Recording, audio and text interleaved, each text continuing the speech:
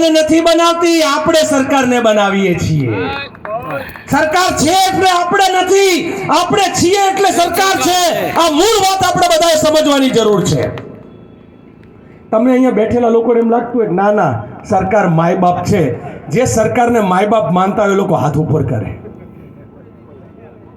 સરકાર માય બાપ છે ના, સરકાર માય બાપ નથી। માય બાપ એને કહેવાય, મા બાપ એને કહેવાય કે જે પોતાના સંતાનોને સાચવીને મોટા કરે। આ તો આપણે ઉછેરીને કાળા નાગ જેવા અમને બનાવ્યા છે। તમે બધા ખેડૂત છો, હું માલધારી છું, ખેડૂતે છું।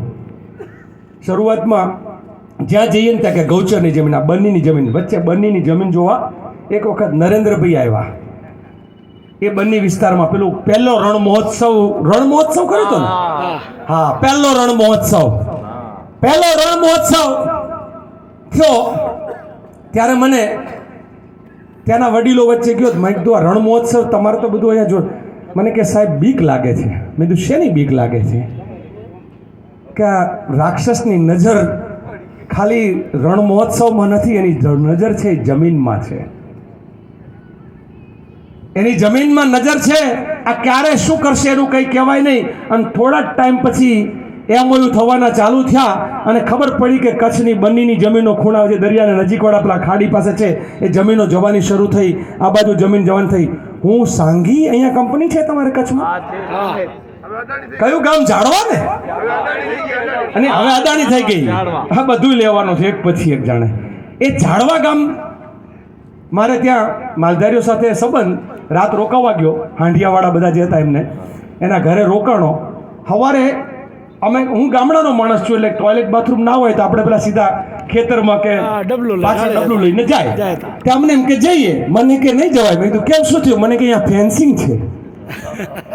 ગામના બિલકુલ ઝાપામાં ફેન્સિંગ, તમે ડબલું લઈને બહાર ના જઈ શકો। અને હું તમને કહું છું જે ઝાડવામાં થયું છે, જે અત્યારે વાંઢિયામાં થઈ રહ્યું છે, પકડીને મારીને, એટલે વાંઢિયાવાળા અહીં રજૂઆત કરવા આવતા હતા, તમારી ઉપર કોઈ હુમલો કરવા થોડા આવતા હતા। તમે 2 જણાને પકડીને પૂરી દીધા, હવારમાં ઉઠાવી લીધા।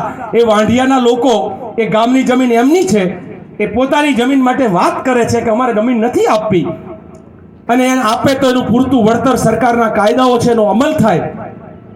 આપણે સરકારનું તંત્ર, પોલીસને બધા એસઓજી, મને લાગે છે કે અહીંયા તો એસઓજીનું પણ રાજ ચાલે છે, એલસીબીનું પણ રાજ ચાલે છે। એસઓજી, આ એલસીબી ને એસઓજી એ આપણા રક્ષણ માટે છે કે કંપનીના દલાલો ચાટુકારો છે કે એના પેલા સિક્યુરિટી ગાર્ડ છે કે તમે લોકોને પકડીને લઈ જાઓ કારણ કે વીજ લાઈન નખાઈ શકે? ખુલીને બોલવાની જરૂર છે। તમે શું કરી શકો, હું શું કરી શકું? નાનકડું કામ કરીએ કાંઈ?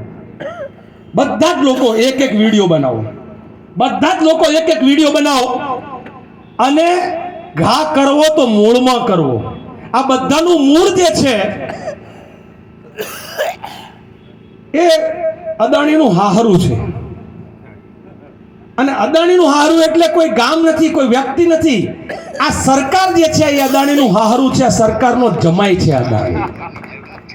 આપણે ઘર જમાઈ લાવ્યા કાંઈ બોલી ના કઈ હોય ને, એમ અત્યારે અદાણી ગુજરાત સરકારનો, ભારત સરકારનો ઘર જમાઈ હોય એમ એને ચોરે ને ચૌટે જમીનો અપાય છે।